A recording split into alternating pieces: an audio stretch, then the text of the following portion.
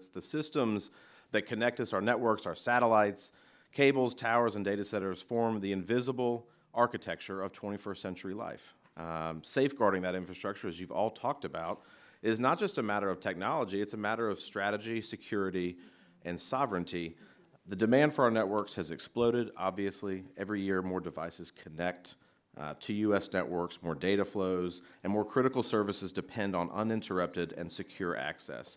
Our systems are under strain not only from increased usage, but geopolitical risks, supply chain disruptions, and escalating cyber threats, particularly from nation states like China, as you have talked about. This isn't only about protecting websites or cell towers, it's about protecting hospitals from ransomware, grid systems from blackouts, and first responders from dropped phone calls. Telecommunications is infrastructure, it's also national defense, and it's economic security. So let's treat it like that. It's a national priority. Mr. Strout, you mentioned rapid expansion and innovation of the satellite industry. Can you elaborate on the most transformative advances that we've seen in maybe the last 5 to 10 years and what they mean for our national infrastructure? Thank you for the question. I believe that it starts with reusable launch capability. We have much more rapid launch than ever before. That has allowed many more companies to be able to launch their systems into space.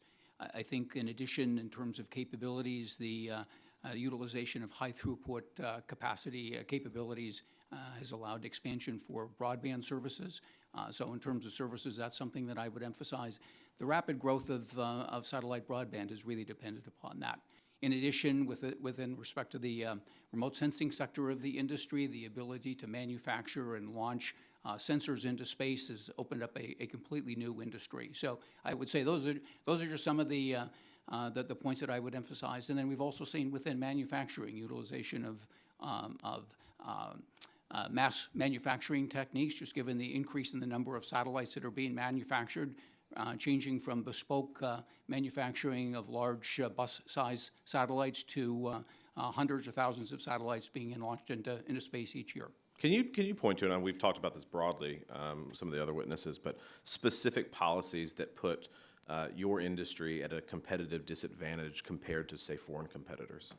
Yeah, certainly. I think that the ease of licensing within the United States is extremely important, and we've made a number of recommendations to the FCC, and we also work with NOAA on remote sensing to be able to streamline the licensing process. We've seen, fortunately, a great deal of investment that has been made in the industry, but certainly we don't want to push any of the licensing opportunities offshore, because that is something that I hear about from our members. In the past, it has taken a long time to be able to get a license approved. I will note that in the last few years, we saw the creation of the Space Bureau at the FCC. At the time, there were 64,000 pending applications, and that has gone a great way to be able to address that. But that has been one of the key points that I've heard from our members, is being able to get a license quickly. Thank you for that. Mr. Stalen, you talked about how vulnerable the U.S. telecom supply chain is today to foreign interference and dependency. What specific areas concern you the most? Specifically, the lack of strategic investment in the United States in the ICT space. We have to pull back as much as possible the development of semiconductors and that entire ecosystem around semiconductor development. That's number one. Number two, the lack of overall R&D investment. We have to encourage companies, incentivize them to spend more money on R&D, and we can do that through tax credits. So reauthorizing that's critical. Absolutely. Words. Okay. What key technical or architectural decisions must we make now to ensure that our networks can withstand cyber attacks or disruptions? We need to speak in one voice. Right now, ISPs each have their own methodology for managing cybersecurity and supply chain security. The government has multiple ways of managing that.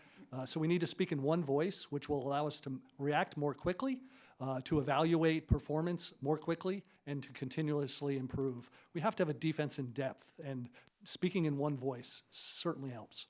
Thank you for that. Mr. Jaffer, you talked about our allies. This actually intrigued me a little bit.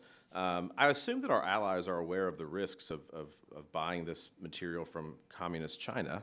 And so if they're aware of that, what's causing them to continue to perpetuate the problem? It's a great question. I mean, two things. One, you know, our allies, take Europe, for example, they've known long about their addiction to Russian gas and how that caused them problems. And yet they continue to buy it and buy it. We tried to build them a pipeline back in the Bush administration. They wouldn't do it. They built a pipeline to Russia instead.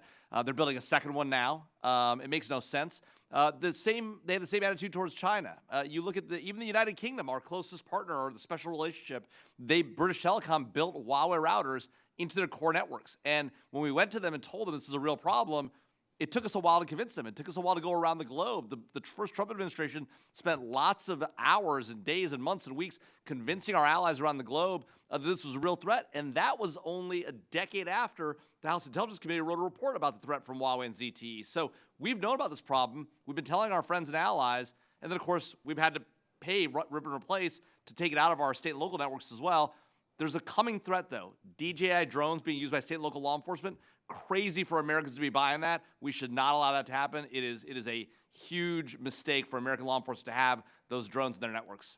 Thank you for that. I see my time has expired. The chair now recognizes the gentleman from California, Mr. Openoski. Thank you very much, Mr. Chairman.